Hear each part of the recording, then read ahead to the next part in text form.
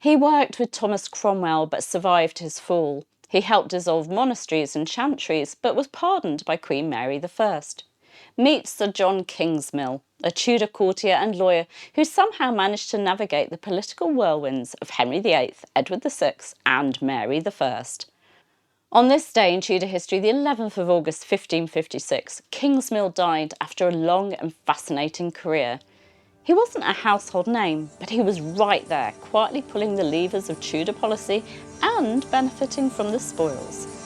I'm historian and author Claire Ridgway, and today I'm exploring the life of this legal mind, royal sheriff, and skilled political survivor.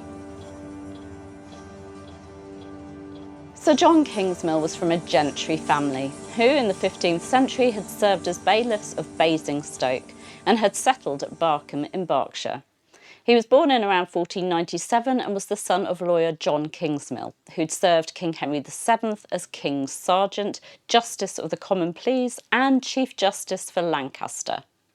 Kingsmill's grandfather, Richard Kingsmill, had played host to Catherine of Aragon in 1501 as she travelled from the south coast to London to marry Arthur Tudor, Prince of Wales.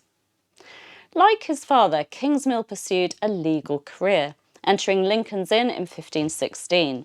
In 1521, he was called to the bar.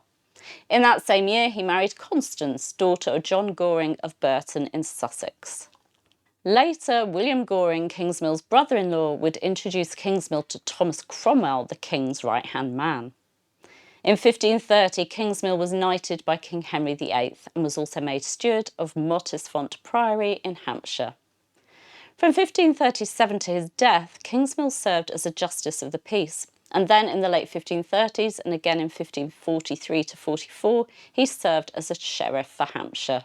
Kingsmill worked with Thomas Wriothesley in the 1530s, a man fast becoming a key figure in Henry VIII's government, and during the dissolution of the monasteries, Kingsmill benefited by being granted the former abbey properties of the manors of Sandford, Woodcote and Sidmonton. In 1539, Kingsmill as sheriff was able to help Thomas Cromwell by pushing for his allies to be elected for Parliament. Despite his close relationship with Cromwell, he didn't suffer at the latter's fall in 1540. In 1548, Kingsmill served Edward VI as a commissioner for the dissolution of chantries. Now, you might be wondering, what exactly were chantries and why were they being dissolved? Well, chantries were places, often small chapels or altars, where priests were paid to say masses for the souls of the dead.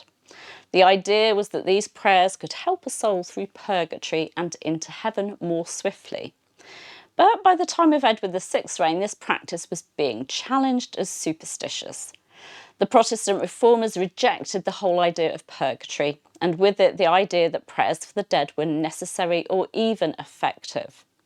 So in 1548, just a decade or so after the dissolution of the monasteries, the government went after chantries too. Their lands, endowments and buildings were confiscated by the Crown, not just to strip away Catholic practices, but to raise much-needed funds for the Treasury. It was a major moment in the English Reformation and one that Sir John Kingsmill played a direct role in as a commissioner for the dissolution. The reign of the Protestant King Edward VI ended with the king's death in July 1553, and his Catholic half-sister Mary I, after she'd knocked Lady Jane Grey off the throne, set about turning the clock back and returning England to the Catholic fold. But what did this mean for the Protestant Kingsmill, who'd helped enforce the king's Protestant legislation? Well, fortunately for him, Queen Mary pardoned him for the, and I quote, offences that he'd committed, presumably his roles in the dissolution of the monasteries and chantries. Phew! Kingsmill died a natural death on this day in 1556. He and his wife had had 17 children together, and their eldest son William was his heir. William served as a Justice of the Peace and Sheriff of Hampshire and was knighted in 1569. All of Kingsmill's children favoured the Protestant faith. Sir John Kingsmill may not have stood centre stage in Tudor dramas, but he was always in the wings, connected to Cromwell, Wriothesley, the dissolutions and Parliament. He served 3 very different monarchs, raised 17 children, acquired former abbey lands and died with his head and estate intact. No small achievement in the reigns of the Tudors. And though he was a Protestant who dismantled parts of Catholic England, Mary I pardoned him. And his children would go on to embrace the Reformation in Elizabeth I's reign. A quiet figure perhaps, but one who did leave a lasting mark. Oh, and a couple of interesting bits of trivia. 1. Sir John Kingsmill's great-grandson, Sir William Kingsmill IV, killed his former guardian, his uncle, Sir William Hazelwood, in a quarrel, claiming that his uncle had provoked him and drawn his sword on him. Kingsmill was pardoned of manslaughter. And 2 members of the Kingsmill family were recorded as being insane. Sir John's son Thomas was said to have suffered from bouts of insanity, and Sir William Kingsmill V, Sir John's great-great-grandson, suffered from insanity for the final 30 years of his life. Thank you for watching. If you enjoyed learning about Sir John Kingsmill today, do give this video a like, subscribe for more Tudor tales, and let me know in the comments which lesser-known Tudor figure do you think deserves more attention.